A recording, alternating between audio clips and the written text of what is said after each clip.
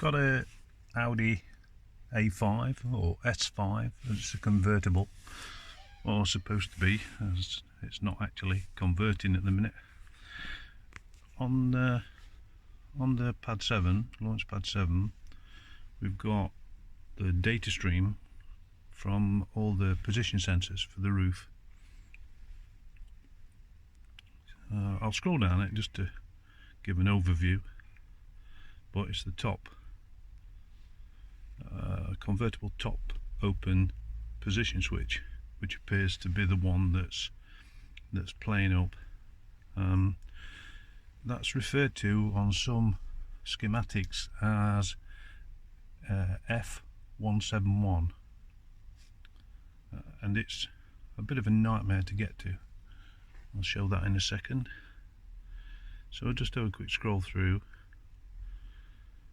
Now generally with these switches, they're essentially a proximity switch that works when a ferrous metallic object is in close proximity. Now this F171, here we are looking at the back headrest, the back window, the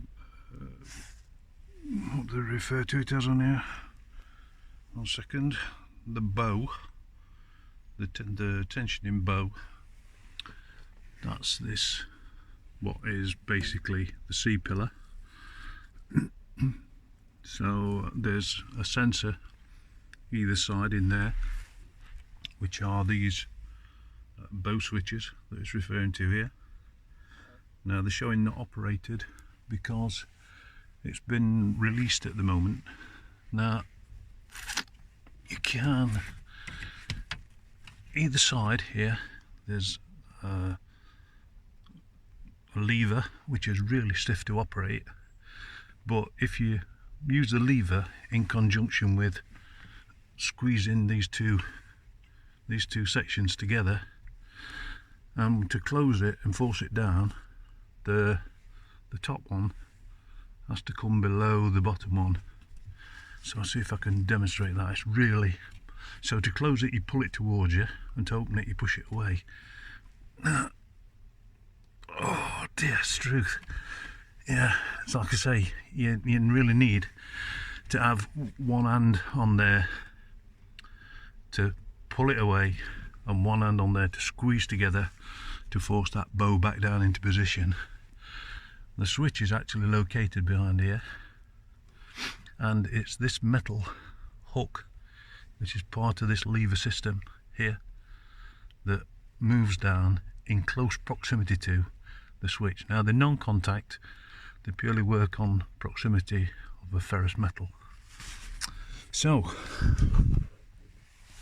what we've got down here, right, rear seat, B pillar, rear quarter light, and at the bottom, excuse me, at the bottom of this mechanism we've got this thing which hides there. You can see that metallic square. Now that just clips into there that way, and then this plug is hidden away around here, and the wires run in the track around the bottom so don't get trapped in the movement. So referring back to our table on here, if you was to touch these, see if I can demonstrate, juggling hands, phones, if you were to touch these you can see it's magnetic. Then that section would normally change from operated to not operated. Now all the ones I've checked so far, when the metallic substance, i.e. the screwdriver, is in contact, do that again, there we go, that should change, that should be now saying operated, and when I release the screwdriver it should be saying not operated, but it's staying in a fully operated state all the time. I've got the scope into it. We've got two wire sensor. The black wire is providing battery voltage, and then the brown and white in this particular switch, brown and white, it changes when you move around to other switches. The colouring is this signal going back to the module. We've got a high state here. We can just move in into C. So it's square wave output, and it is at just under 13 volts. Now, when it's not activated or not operated, as it states on here, normally that square wave is about 1.3 volts. It's still there, but it's extremely low amplitude at 1.3, maybe somewhere around here.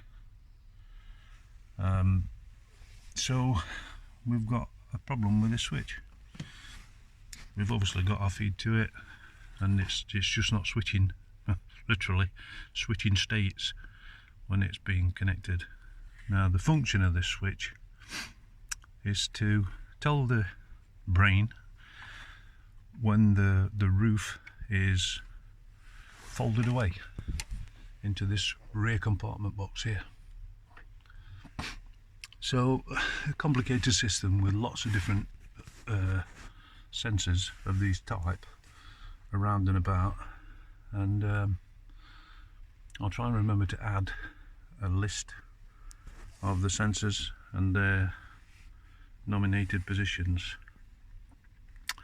But convertible top open position switch, so effectively once it's in, it's housed, tucked away, open top position.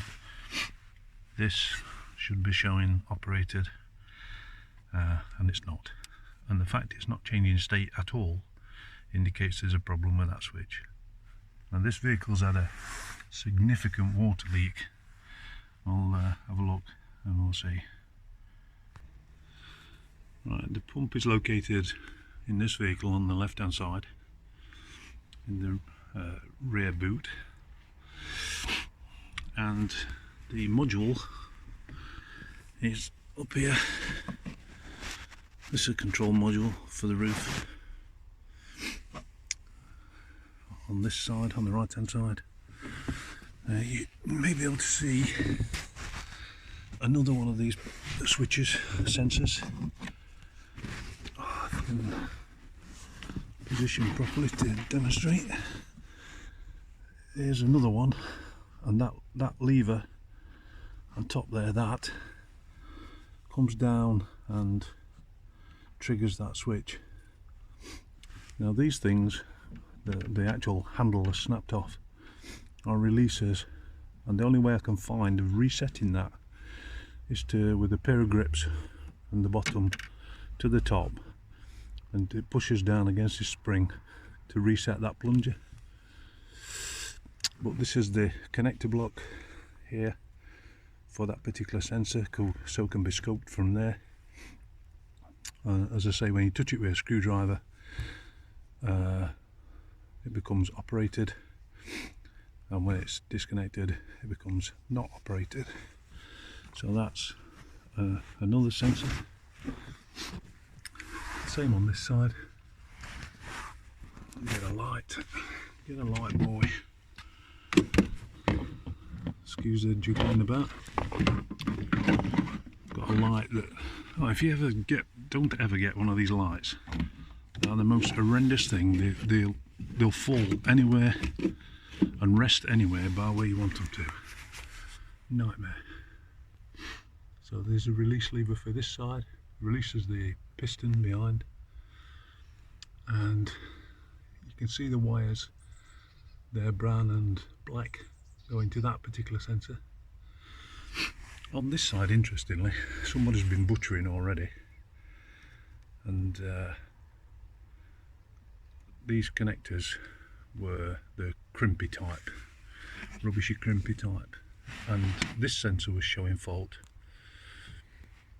and I tracked it back to the control unit, and we didn't have, initially when you put the ignition on here, you would have battery voltage, and then slowly but surely it diminished over a matter of about 15 minutes. This, hopefully you can see that this has got 3 wires, so there's a splice just in here, and then this feed and that goes off to a second sensor up the back here. To get to it, you have to raise this lid, I suppose. Yeah, lid. You can lift it manually when these are disconnected by raising the tension bow. Let's have a look at that. So, stiff as you like. But you can raise it, and then you can lift this section to gain access to sensors inside there. So it's all a bit of a nightmare, all a load of rubbish, because who wants a soft top car in UK where it's either freezing, raining or whatever. So it looks like we've got a dodgy sensor. Yeah, see how we go. Happy days, enjoy. Okay, we've got the sensor replaced for 171, sensor 171, and we can see that we've now got not operated. So this is the new sensor. So if I touch it towards the body, we'll see now it's changing state. I will in a second if I don't wrap it around a wire. So it's touching the body. Now it's detached, so just confirmation. Just as a point to check the wiring, by unplugging the faulty sensor, you get faulty or fault come up in this location here, and that confirms that there's the wiring good, because the module's picking up a fault. There's no sensor present. So now, oops, sorry about that. We've now got to insert that into there where that shiny spot is, which I can't do one-handed. So I'll get that done and then come back. Okay, got it back in place eventually. A little bit awkward because this is the sensor here. This is a wire to it into this plug, and it's nice and inconveniently tucked behind these lines, hydraulic lines I believe for this piston. But now it's in, it's located, and we've still got not operated on the system, which is the state that it should be in for the function. So now we'll see if we can get it reset, see if the roof will work. So we cleared the codes, which was here on the PAD7, so we've got no codes. Tried to go into here to do basic settings and do adaptation and all that, but I didn't want to know. So basically what we've done is we released the bonnet at the front, the hood at the front with the Allen key. It was released at the back on the underside with the tag, and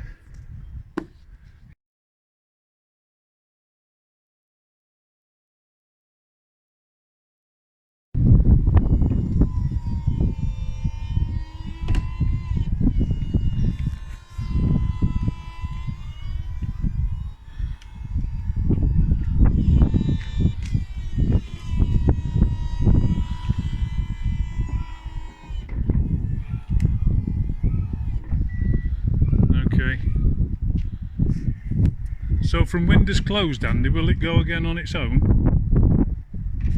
Yeah, it does now. Yeah, it probably just needed that cycle. Cycle, yes, I